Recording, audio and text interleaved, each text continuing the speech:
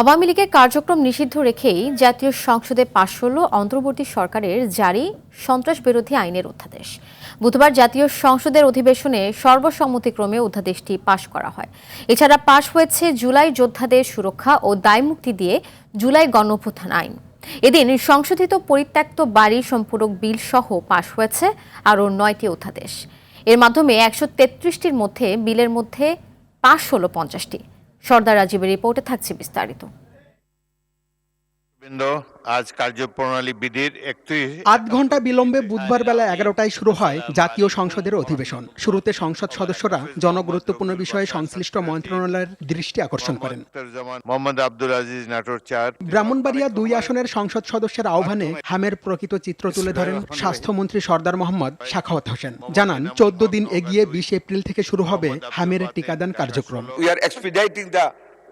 Vaccination program all over the country from 20th of this month আমরা 14 দিন এগিয়ে নিয়ে আসছি। ফ্রম 3rd মে থেকে আমরা এটা আগামী 20 তারিখ থেকে ইনশাআল্লাহ শুরু করব। এরপর অর্থমন্ত্রী আমির খসরু মাহমুদ চৌধুরী সরকারি হিসাব নিরীক্ষা বিল উত্থাপন করলে তা সর্বসম্মতিক্রমে পাশ হয়। পরে সন্ত্রাস বিরোধী সংশোধনী বিল পাশের জন্য উত্থাপন করেন স্বরাষ্ট্রমন্ত্রী সালাউদ্দিন আহমেদ। সবাই মিলে এটা আন্দোলন করেছিলেন। সেই আন্দোলনের প্রেক্ষিতে এটা মোটামুটি বাংলাদেশে একটা জনমত সৃষ্টি হয়েছিল।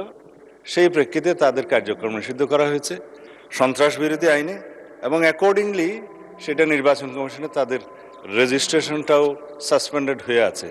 এবং এখানে এই আইনের অনুবলে পরবর্তীতে আর্টিকেল 47 অনুসারে সংবিধানের আইসিটি অ্যাক্টেও পরিবর্তন এনে সংগঠনের বিচারের জন্য সেই আইনটাও সংশোধন করা হয়েছে। স্বরাষ্ট্রমন্ত্রীর উত্থাপনের আগে বিরোধী দলীয় নেতা ডাক্তার শফিকুর রহমান আপত্তি জানালেও পরে পাশ হয় জনগুরুত্বপূর্ণ সন্ত্রাস বিরোধী সংশোধনী বিল। আমরা কি অনুরোধ করতে পারি যে এটা পাশের জন্য একটু সময় হাতে রেখে আমাদেরকে একটু সুযোগ দেওয়া হোক। এখন বিলের এই স্টেজে আর আপত্তি করার সুযোগ নেই। বিরতির পর শুরুতেই বাংলাদেশ ক্রিকেট বোর্ডের আহ্বায়ক কমিটি গঠনের নিরপেক্ষতা নিয়ে প্রশ্ন তোলেন কুমিল্লা 4 আসনের সংসদ সদস্য হাসনাত আব্দুল্লাহ।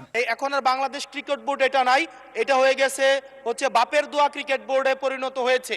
যেভাবে দখল করা হয়েছে বাপের দোয়া ক্রিকেট বোর্ড। জবাবে স্বরাষ্ট্রমন্ত্রী সালাউদ্দিন আহমেদ বলেন, বিসিবিতে বাপের দোয়া মায়ের দোয়া কমিটি করা হয়নি, দেশের কৃতি ক্রিকেটার তামিম ইকবালের নেতৃত্বে করা হয়েছে।